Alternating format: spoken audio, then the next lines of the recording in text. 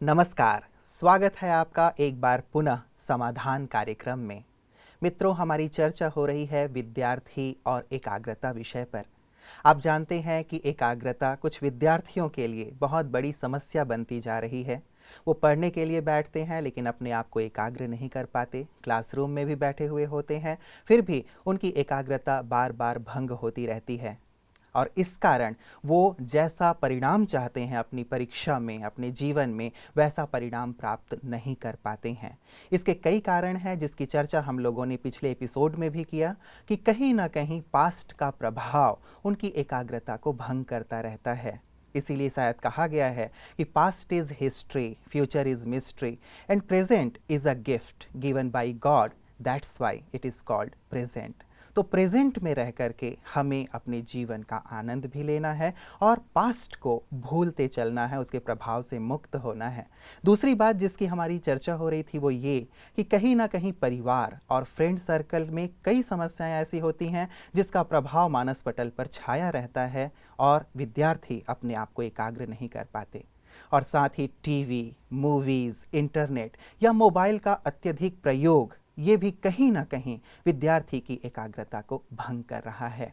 इसके साथ जो जुड़ी हुई बात जो बहुत सूक्ष्म थी, जहाँ तक हम पहुँचे थे, वो ये कि वासनाओं का प्रभाव बहुत बढ़ता चला जा रहा है जिसके कारण भी एकाग्रता विद्यार्थी की भंग हो रही है। यहीं से आज की इस चर्चा को हम आगे बढ़ाएंगे और आइए हम स्वागत करते हैं इस चर्चा को आगे बढ़ाने के लिए भ्राता जी का। भ्राता जी, आपका एक बार पुनः स्वागत है। Thank you. भ्राता जी, पिछली बार जहां हम लोगों ने अपनी चर्चा को संपन्न किया था, संपन्न नहीं कहूँगा, छोड़ा था कि वासनाओं का प्रभाव विद्यार्थी वर्ग की एकाग्रता को भंग कर रहा है और मुझे लगता है इसकी चर्चा शायद आज नहीं हो रही है। जो एक सूक्ष्म बात आपने कही थी कि कहीं ना कहीं उसके मन में ये प्रभाव जमा रहता है, उसकी बुद्धि बाहर घूमती रहती है और वो अपने आप को कॉन्सेंट्रेट नहीं कर पाता। लेकिन प्रश्न मेरा ये है कि मेडिकल साइंस ये कहता है कि ये एक ऐसी स्टेज है जिसमें फिजिकल और हार्मोनल चेंजेस होते हैं और ये एक नेचुरल प्रक्रिया है, अट्रैक्शन टुवर्ड्स अपोजिट सेक्स। तो मेडिकल साइंस तो ये कहता है कि नेचुरल है, स्पिरिचुअल साइंस इसके लिए क्या कहता है? हाँ, नहीं, ठीक है। मेडिकल साइंस भी सत्य कहता है जी। क्योंकि मनुष्य के अंदर देह की ही सारी फीलिंग्स हैं, बॉडी कॉन्शियसनेस है, तो बॉडी के प्रति उसका अट्रैक्शन होना बड़ा नेचुरल सी बात है। लेकिन देखिए, वही जो वासनात्मक अट्रैक्शन है वो भाई बहन के बीच में नहीं होगा, वो माँ और बच्चे के बीच में नहीं होगा। तो इसके पीछे कहीं ना कहीं हमारी क्या फीलिंग्स हैं दूसरे के प्रति, उसका संपूर्ण रूप से आधार है, वही इफेक्ट कर रहा है। तो इस सब से हमें बचना अवश्य है। स्पिरिचुअल साइंस ये कहती है कि ये सब चीज़ें हमारी इनर फीलिंग्स को डिस्टर्ब कर रही हैं, इनसे हमारी मन की वृत्तियाँ दूषित हो रही हैं, इनसे हमारा बौद्धिक जो लेवल है वो कहीं ना कहीं डाउन हो रहा है, हमारे ब्रेन में कहीं ना कहीं ब्लॉकेजेज हो रहे हैं, निगेटिव एनर्जी बढ़ती जा रही है, उसको हमें समाप्त करना बहुत आवश्यक है। तो मैं ये कहूँगा कि जैसे हमारे चारों ओर वासनाओं का जैसे सागर लहरा रहा है, ये युवकों की गलती मैं क्या कहूँ, ये तो टोटल कलयुग का प्रभाव है कि चारों ओर निगेटिव एनर्जी ही निगेटिव एनर्जी है। अगर हम हवा में देखें एक पावरफुल माइक्रोस्कोप से तो लगेगा सांप तैर रहे हैं, बिच्छू, न जाने क्या क्या जीव जंतु उसमें घूम रहे हैं। ये सारा निगेटिव होने के कारण ये सब हमारे अंदर जाता है।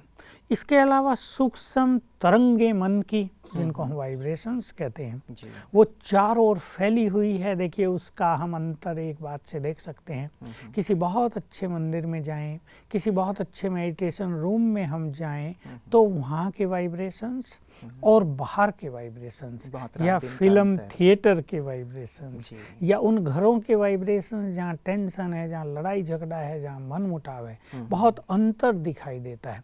अब जिस वातावरण में हम जाएंगे। जी। बच्चे विशेष रूप से बहुत सेंसिटिव होते हैं, तो जिस भी वाइब्रेशन से उनको टच होगा वो उनमें प्रवेश करने लगेंगे। तो ये जो वासनाओं की बात है, इसके बारे में हमें अवेयरनेस होनी चाहिए कि ये हमारे लिए बहुत हार्मफुल है।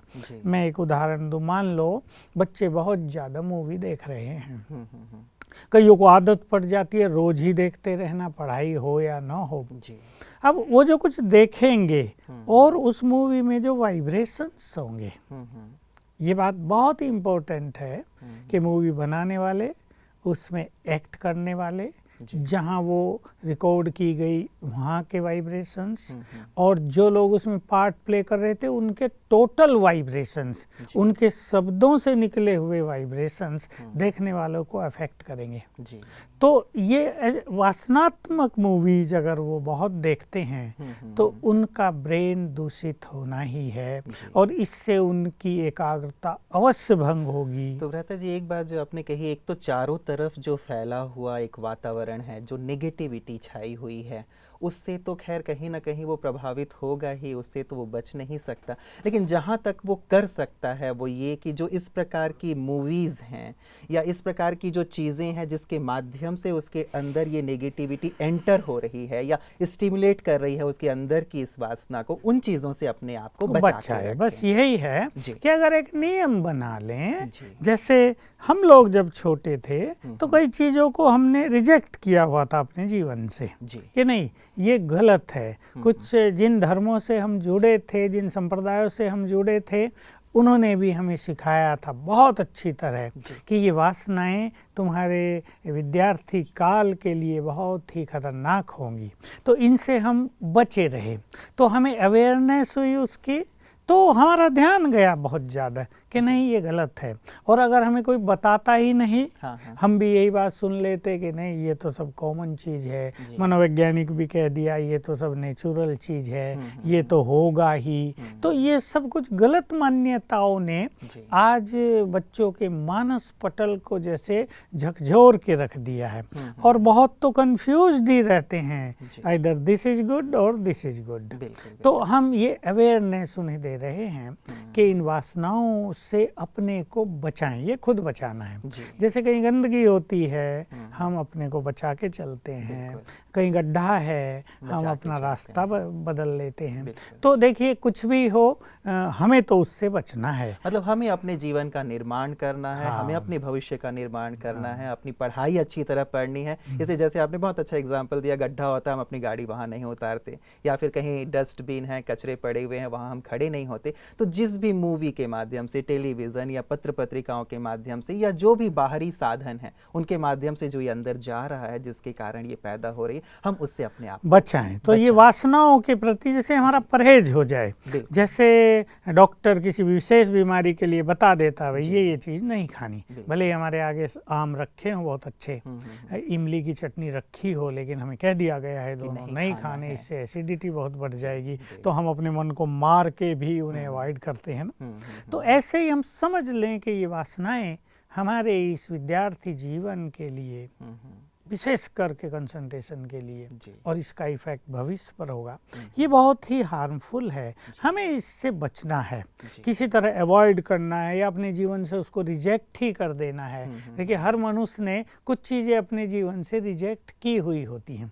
कुछ ऐसे परिवार हैं जिनमें किसी को भी नॉन वेज नहीं दिया जाता, बच्चों को भी सिखाया गया, उन्होंने रिजेक्ट किया हुआ। कुछ जैनी परिवार हैं, कुछ ब्रह्मा कुमार कुमारियों के परिवार हैं, कुछ सनातन और वैष्णव के परिवार हैं जिन्होंने रिजेक्ट किया है उस चीज के बारे में, फिर वो सोचते ही नहीं है। बिल्कुल हम भी इसको रिजेक्ट कर दें। तो भ्राता जी, इस रिजेक्शन में कहीं ना कहीं पेरेंट्स का, परिवार का भी बहुत बड़ा योगदान हो सकता है कि अपने बच्चों के लिए इसको प्रेरित करें, उन्हें सिखाएं, और वो केवल अपने जीवन को देख करके हमने भी तो ऐसे ही किया था, इसको बढ़ावा ना दें। और साथ ही जब कभी भी परिवार में वो बैठते भी हैं तो चर्चाएं भी उस प्रकार की ना हो, और साथ ही जब टेलीविजन आदि भी देखते हैं तो ऐसी चीजें वो स्वयं भी ना देखें जिससे कि बच्चे भी उसके लिए अच्छा। तो यही होगा कि माँ बाप वैसे बहुत लोगों ने रख दिया है कि बच्चों की टीवी अलग, माँ बाप की अलग है। जितने कमरे हैं सब में टीवी रख दिए, लेकिन अगर माँ बाप भी अलग कमरे में छुप कर भी देखेंगे तो बच्चों को पता तो चलता है। आजकल के बच्चे ऐसे नहीं। जैसे आपने कहा भ्राता जी वाइब्रेशन वाली बात, वो बहुत ही सूक्ष्म है कि ये वाइब्रेशन तो छुपाए नहीं छुप सकते। यदि घर में ऐसा कुछ हो रहा है तो उन बच्चों तक भी अवश्य पहुंचता है। भ्राता जी एक बात तो ये रही कि चलिए वो आत्मसंयम की बात है जो विद्यार्थी अपने में अपना है। कुछ बात पेरेंट्स की है कि वो इस बात का थोड़ा ध्यान रखें कि बच्चे इस ओर ना बहें। तीसरी चीज़ एक बात भ्राता जी इसी से जुड़ी हुई है कि फ्रेंड सर्कल में भी जब रहते हैं तो चाहे वो गर्ल्स हैं या बॉयज़ हैं तो कहीं ना कहीं ये बातें निकलती हैं, और इस एज में है तो ये चर्चाएं आमतौर पे होती हैं कि कौन लड़का कितना अच्छा है या कौन लड़की कितनी अच्छी है, और जो चीज़ वो देख के भी आते हैं उसकी चर्चा। तो फ्रेंड सर्कल में इसको अवॉइड करना ये एक बड़ी परीक्षा वाली बात हो जाती है उनके लिए कि रहना भी उनके साथ है, चर्चा भी नहीं करना। तो यहाँ कैसे मैनेज? हाँ देखिए, जिसको बचना है उसको तो बचना है। वो तो अपने फ्रेंड्स ही फिर वैसे चुनता है जो इन चीज़ों में इंटरेस्ट नहीं लेते, क्योंकि ये चर्चाएं ऐसी होती हैं फ्रेंड्स के बीच। अगर इसमें कोई बच्चा इंटरेस्ट लेने लगेगा तो वो फिर पीछे नहीं रहेगा, वो भी बढ़ चढ़ कर बातें करेगा कि मैं भी कुछ हूँ, वो भी तो कुछ दिखाएगा ना उन्हें। तो ये चर्चाएं फिर उनके अंदर वासनात्मक फीलिंग्स को बढ़ाती अवश्य हैं। इसलिए जिनको बहुत अच्छा करना है अपनी स्टडी में, बहुत अच्छे मार्क्स लाने हैं या अपने भविष्य का सुंदर निर्माण करना है, उनको तो अपने फ्रेंड्स ऐसे ही चुनने चाहिए जो उसमें उनके सहयोगी हैं। और देखिए फ्रेंड्स तो आप ही चुने जाते हैं, जो जैसा है वो वैसे ही फ्रेंड्स की ओर अट्रैक्ट होता है। अच्छा भ्राता जी ये भी तो हो सकता है यदि मेरे अंदर एक अवेयरनेस आ गई कि हाँ भाई हमें स्टडी पे फोकस करना, तो हम अपनी इस चर्चा को परिवर्तित भी तो कर सकते हैं। मान लीजिए हमारे दोस्तों ने ये चर्चा शुरू की कि भाई ये ऐसा है, ये ऐसी है, और जब हमें लगता है कि बात थोड़ी सी ऐसी गलत दिशा में जा रही है तो हम थोड़ा बात को संभाल भी सकते हैं। हाँ, इसमें हमें यही करना चाहिए। If we are powerful we can just channelise, convert. तो उसको टर्न कर देंगे तो दूसरे बच्चे भी समझेंगे कि इन चीज़ों में इंटरेस्ट लेना अच्छा नहीं होता, क्योंकि देखने में यही आता है कि ये बातें बड़ी इंटरेस्टिंग हो जाती हैं और लोग चाहे पीरियड भी छोड़ना पड़े, चाहे उनको स्टडी भी छोड़नी पड़े, ट्यूशन के नाम पे घर से जाएंगे लेकिन पहुंचेंगे वो कहीं और, तो फिर ये इंटरेस्ट उनके अंदर जो बढ़ता जाएगा ये उनके लिए बड़ा खतरनाक होगा। इसलिए अच्छे बच्चों को इन सब चीज़ों से बचना चाहिए और पक्का कर दें इसके लिए बाद में थोड़ा। जी जी जी। कई बच्चे, मेरे एक मित्र हैं विष्णु जी, उन्होंने एक बहुत अच्छी बात कही थी भ्राता जी कुछ दिन पूर्व कि बच्चे घर में इस कारण भी झूठ बोल के निकलते हैं कि हम जा रहे हैं ट्यूशन पढ़ने के लिए या हम अपने फ्रेंड के यहाँ पढ़ने के लिए जा रहे हैं। पढ़ने नहीं पहुँचते, वो कभी पब में पहुँच जाते हैं, डिस्कोथेक में पहुँच जाते हैं, अन्य स्थानों पर पहुँच जाते हैं। तो ये भी एक प्रचलन थोड़ा सा बढ़ता जा रहा है और एक समस्या बनती जा रही है।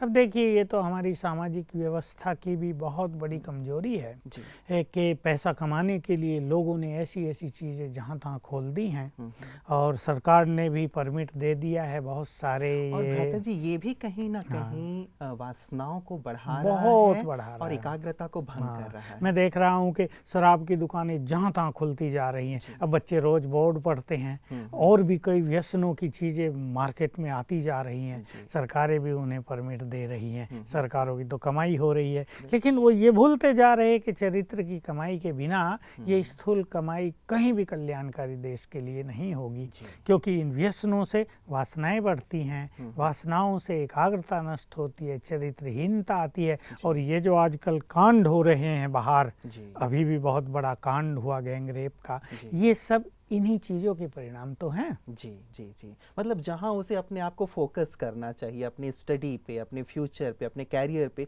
यहाँ जब वो फोकस नहीं कर पाता, कंसंट्रेट नहीं कर पाता, और जब ये वासनाएं अति हो जाती हैं, वृद्धि को पा लेती हैं, जो कहें कि आउट ऑफ कंट्रोल, तो फिर इस प्रकार की केसेस भी समाज में देखने में आती हैं। तो ये सभी के लिए हानिकारक है। बिल्कुल। तो मैं इसमें स्पिरिचुअल प्रैक्टिस सब विद्यार्थियों को देना चाहूँगा, जिससे ये वासनात्मक फीलिंग्स उनके अंदर कम होने लगे थोड़ा सा। बस जैसे हम चर्चा करते आए हैं कि सवेरे उठकर जैसे ही वो उठें तो कुछ अच्छे थॉट्स उन्हें अपने सबकॉन्शियस माइंड को देने हैं, और उसमें आज के लिए हम थॉट देंगे कि मैं ये देह नहीं हूँ, मैं इससे अलग एक चेतन आत्मा हूँ।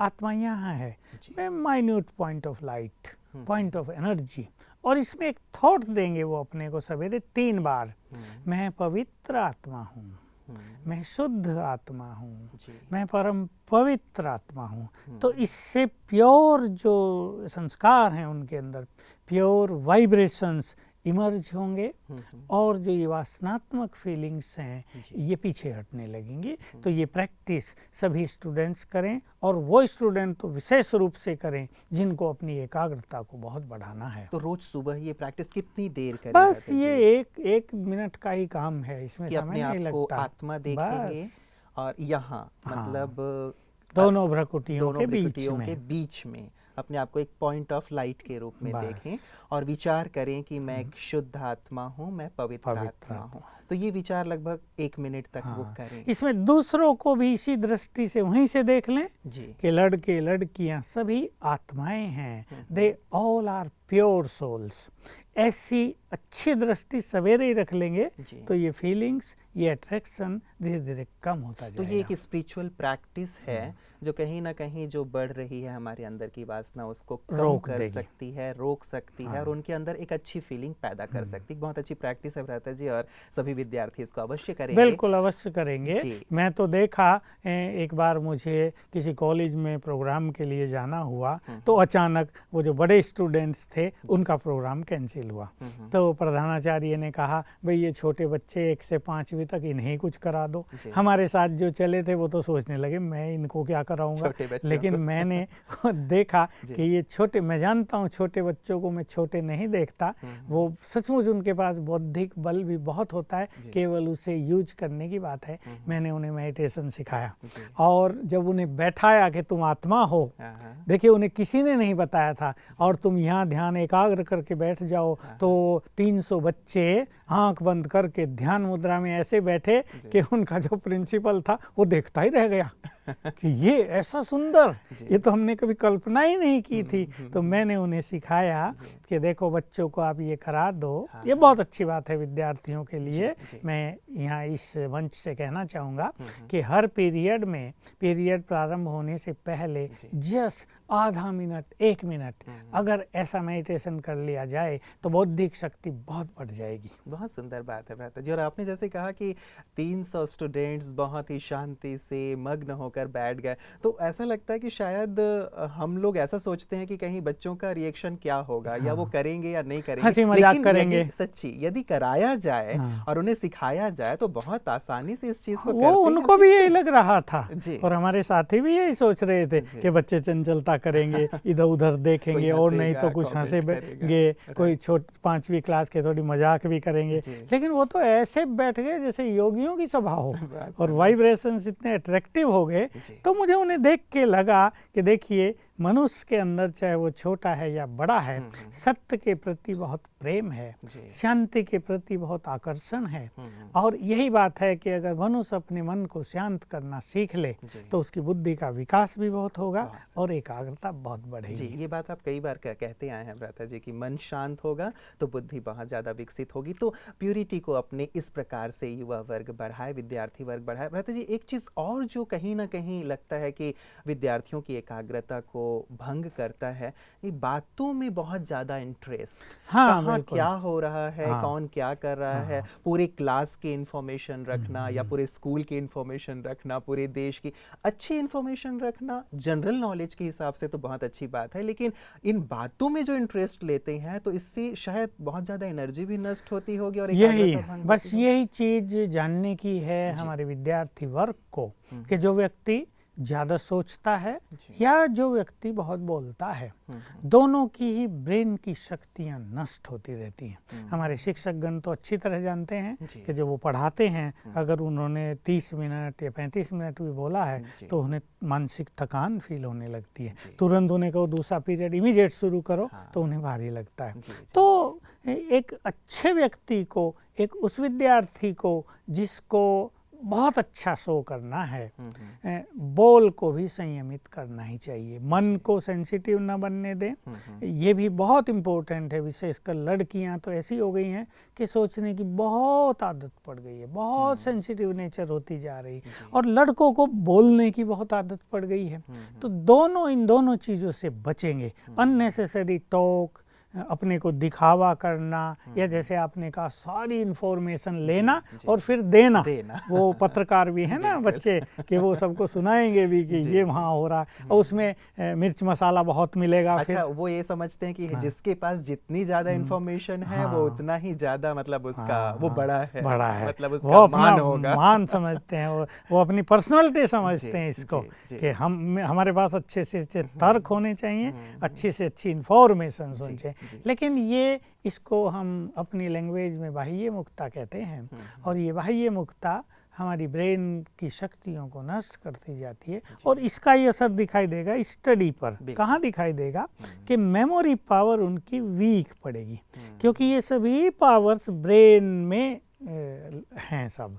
तो उस ब्रेन की पावर को हमने बहुत सोचने में यूज कर लिया, या उस ब्रेन की पावर को हमने बहुत बोलने में यूज कर दिया, या उसी ब्रेन की पावर को हमने बहुत देखने में यूज कर लिया, या बहुत सुनने में यूज कर लिया। इन सभी चीज़ों से ब्रेन की पावर यूज हो रही, तो जो यूज हो रही वो तो कम होगी ही, तो फिर वो मेमोरी में कम रह जाएगी। तो शायद गांधी जी के बंदर इसीलिए तीन बंदर दिखाए थे कि ना बुरा देखो ना बुरा सुनो। एक्चुअली बंदरों की जगह बच्चे रख देना चाहिए था।